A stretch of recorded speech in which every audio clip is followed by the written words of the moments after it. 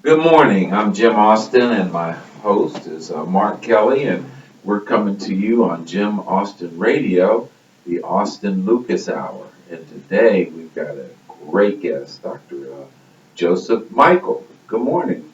Good morning, Jim. How are you? Oh, I'm well. I'm well. It's such a pleasure to get you here on our radio show, and those in the viewing audience, we're on the Jim Austin YouTube channel. But how you been doing? You know, Christmas is here, the holidays are here. It's been a wonderful, busy year. Yes, sir. Yes, sir. I attended a workshop at the back about 2 weeks ago, and you and I have been friends quite a while. You attend quite a few of my business mixers, and we're Rotary buddies. And I was really just totally blown away about your presentation about entrepreneur and business. And one unique thing, you were picking on me in class. I don't know, just because you knew me, but it was very enjoyable. Why don't you tell the listening audience a little bit about your background and where you came from, where you are today, and then we'll get into some opportunity to help our listeners audience with their entrepreneurship. Well, Jim, thank you very, very much. The BAC is the Business Assistance Center, which is here in Fort Worth. It is on the Gwynn campus in just right south of downtown Fort Worth. And I had the privilege and honor of making a presentation the other morning on strategic planning for 2016. I served our country for 30 years in the United States Air Force. I retired as a senior officer, a colonel.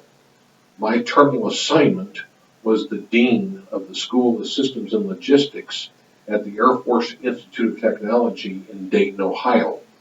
From there, I became the dean of the College of Business at Montana State University at Billings, Montana. And I was there 3.5 years.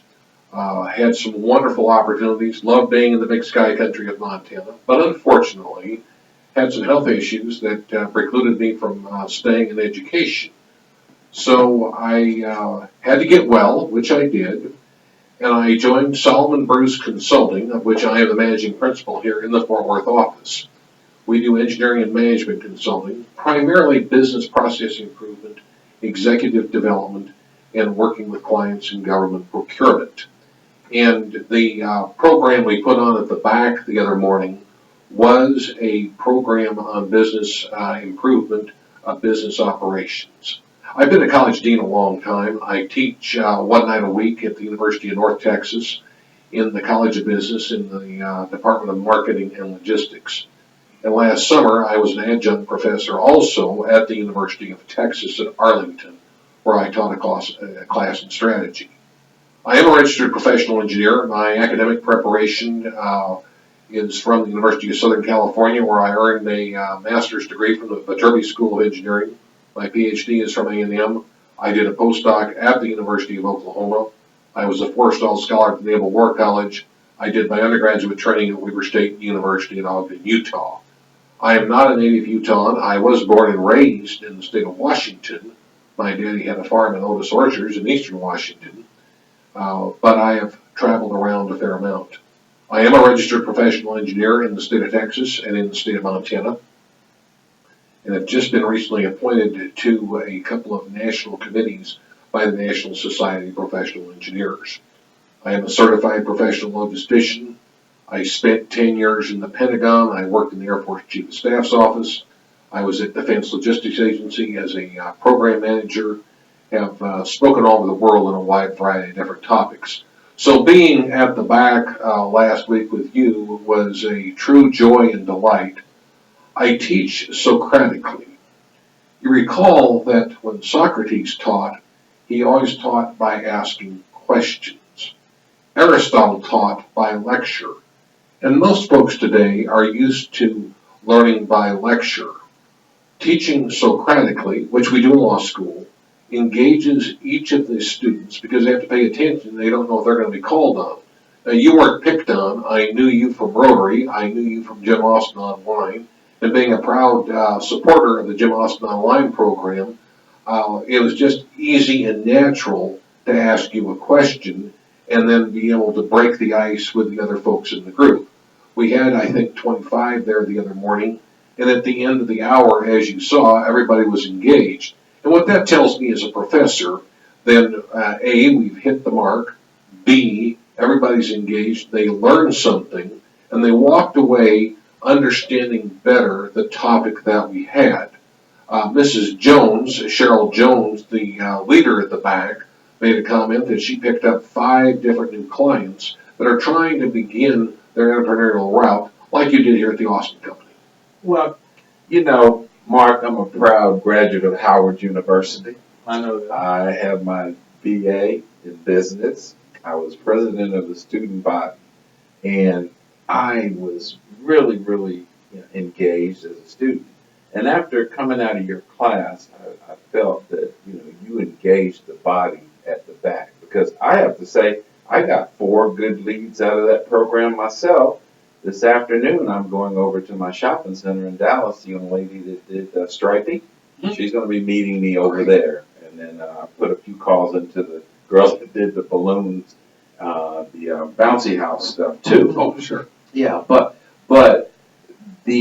your background and the things that you've done is surely a pleasure to be here with you. And you and I hang out at Jim Austin Online at Rotary, and today we want to give the listening audiences maybe a few tips that might help them better in their entrepreneurship. Mark, where'd you go to school? Started out at Tarrant County Junior College, is What? what it was called then, and then transferred to the University of Texas.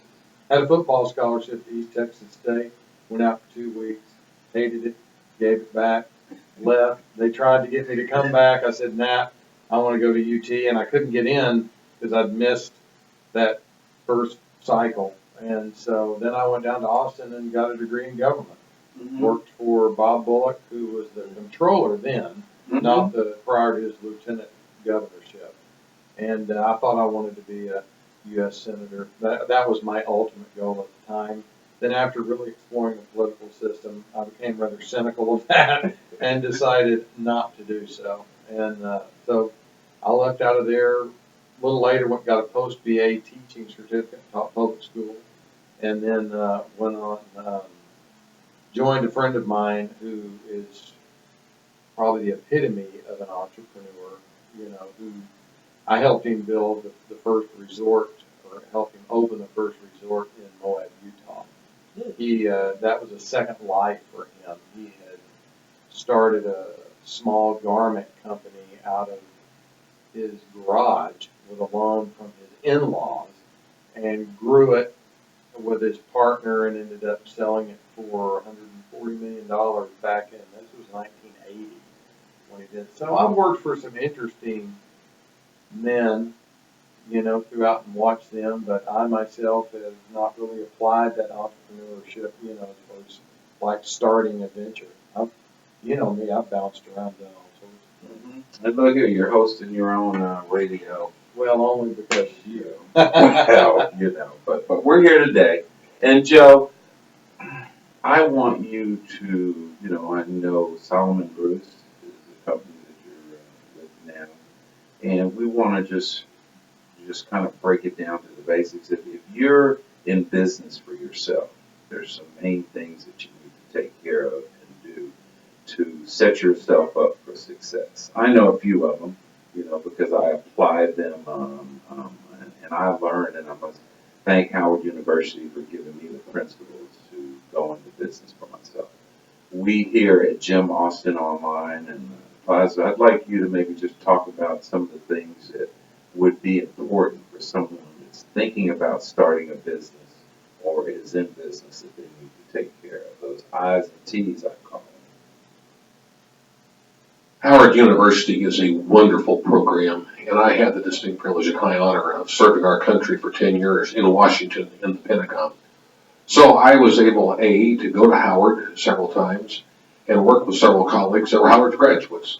And they were always fun, smart, dynamic individuals like you that I was able to work with. For somebody starting out in business, it is important to know a couple of things. Number one, who is your customer? if you like to make donuts, who's going to buy those donuts?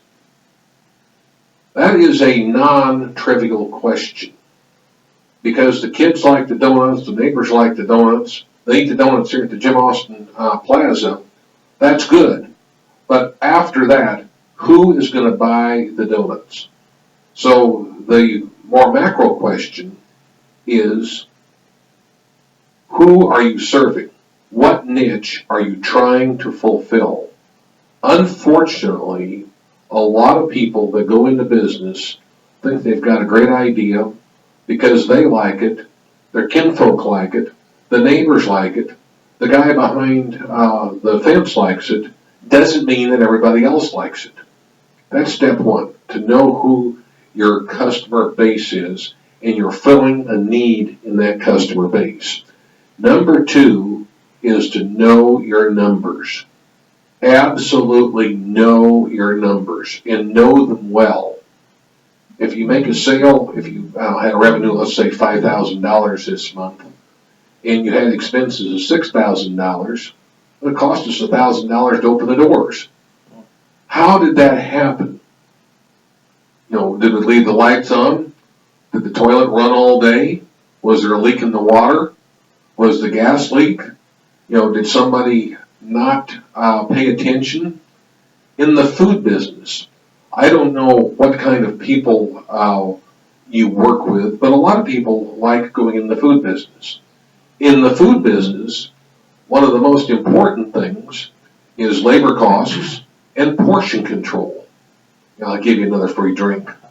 Can I have another roll? Sure, go ahead. Well, that roll costs 4 cents. If we priced out the plate for $4.38, we sell it for $6.38. You give me another roll, there's 3 cents there that it cost you. Now, obviously, there are ways to figure all that out. Labor costs. Do we have everybody standing around when we should be everybody polishing and washing? Those are issues in the food business. So the first point is know who your customer base is. 2, know your numbers. Now, we get a lot of clients that say, well, we use QuickBooks. QuickBooks is a wonderful program if set up properly. So you need a certified public accountant, a CPA, an individual who's gone to school, who's licensed by the state to develop what we call a chart of accounts. Well, do you need a CPA? No, not really. But a CPA is usually one who's had a little more experience than just an ordinary accountant.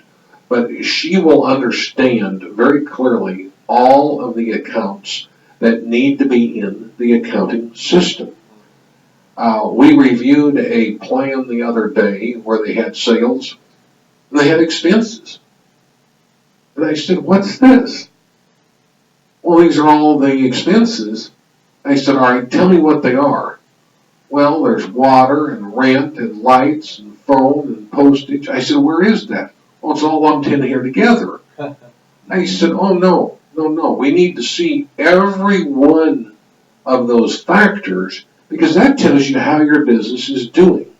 The numbers in the business are like your blood. When you go to the doctor takes some of your blood, sends it to the lab. A couple days later, she calls you back and says, I got your lab results.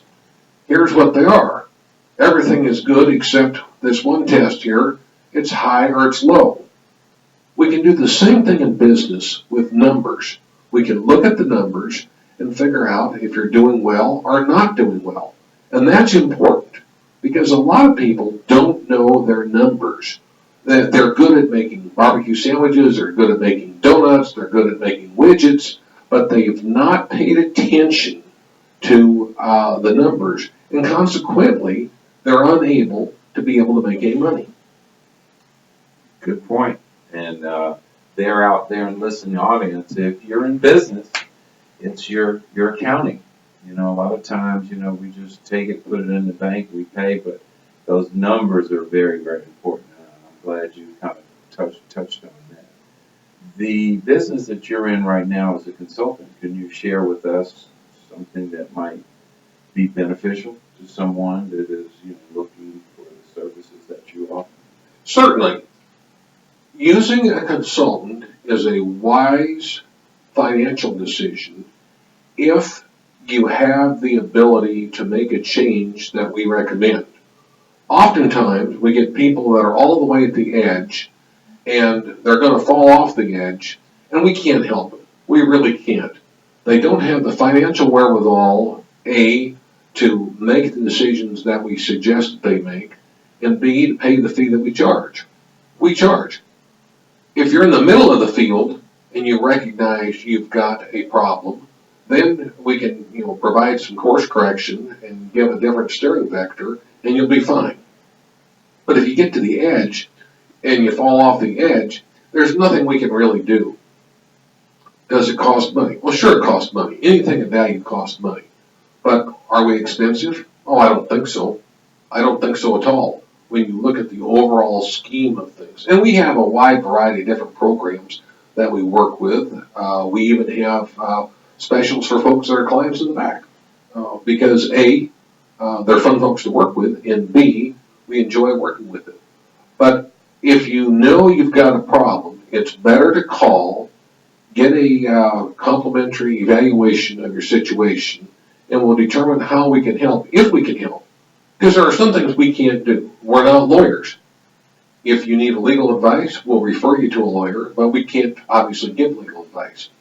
If we see that you need marketing assistance, we can give some ideas, but if you need a marketing firm, we'll identify a marketing firm that will help. So instead of just throwing money down the drain, a lot of times, for folks that are in business, it's better to engage a consultant up front, ask some hard questions, and get some answers. And the answers you get may not be the answers you want.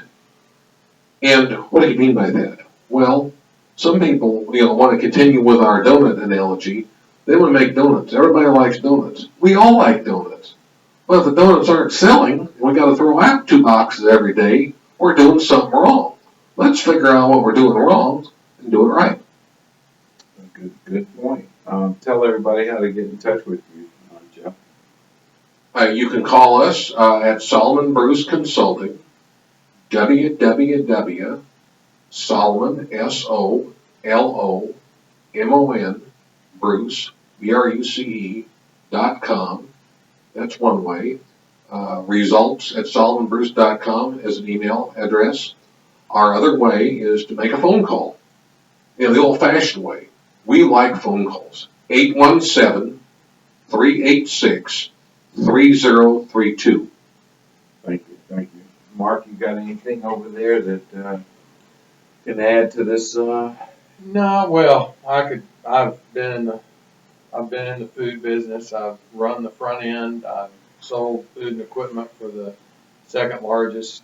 It was U.S. Foods is what it used to be called. I think Cisco is looking at buying them if they haven't already. One of those number one buys number two, which just happened in the funeral business last year as well. It went under most people's radar because most people don't know much about the funeral industry. But number one bought number two, and things have gone corporate, in that field just as well. And I'll just second what Joe said about the restaurant example. It's all about portion control. And if you have, I won't dissuade anybody out there if you have a dream from going into the food business, whether it's a food truck and there are some great for young, if there's anybody young listening out there, here in this area, nearly every school district now has a young entrepreneur academy. I know they do it at the HEB school district and the Grapevine Colleyville school district. They're great programs.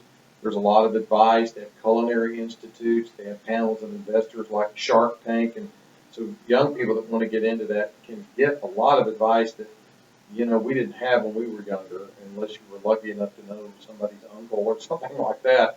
And they can kind of steer you in the right direction because that is a minefield, absolutely, the restaurant business.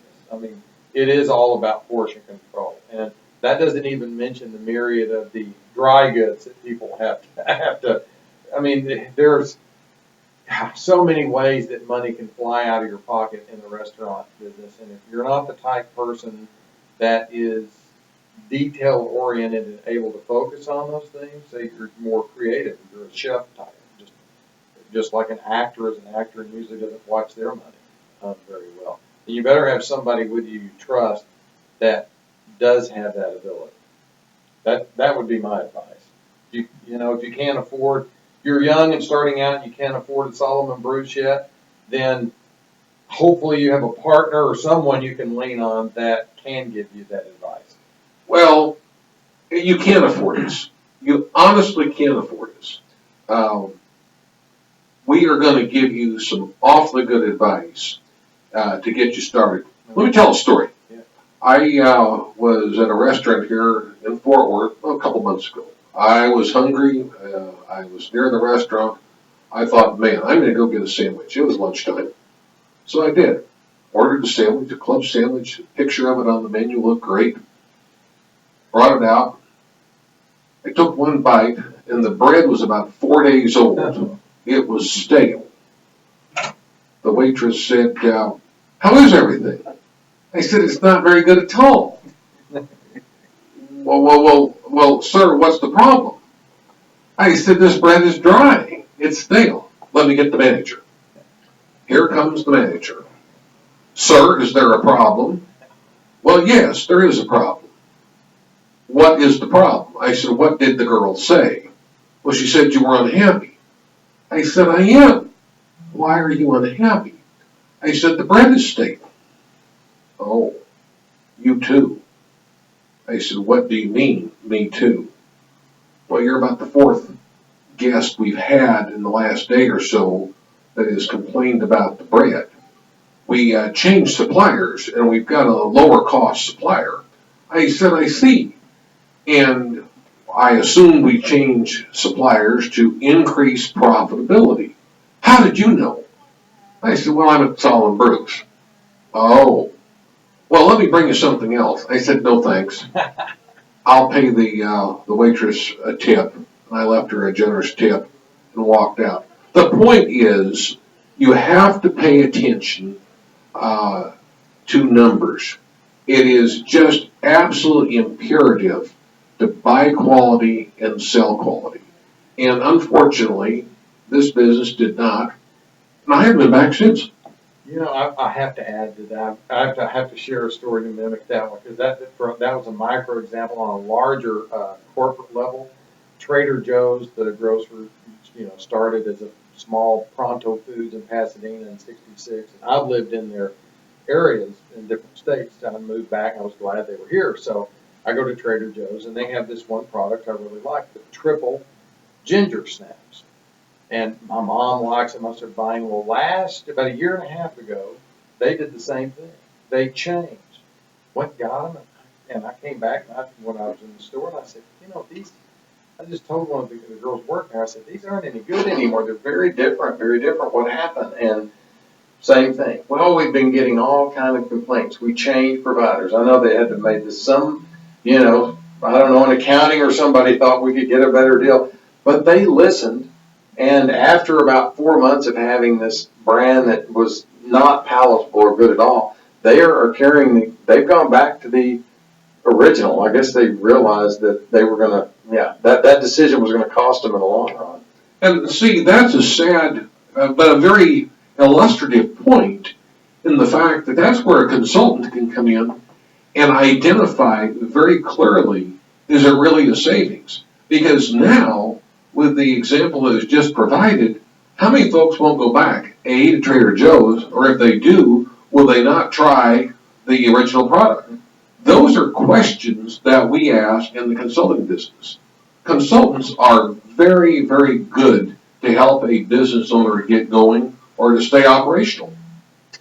Hey, good information, and when we come back, I'll talk to you about my experience with the restaurant. And, you're not going to be there. It's kind of tough to be in the business. We're going to go ahead and take a pause for the cause. Our advertisers we want to hear from them. We'll be right back with you. Stay tuned. Good stuff.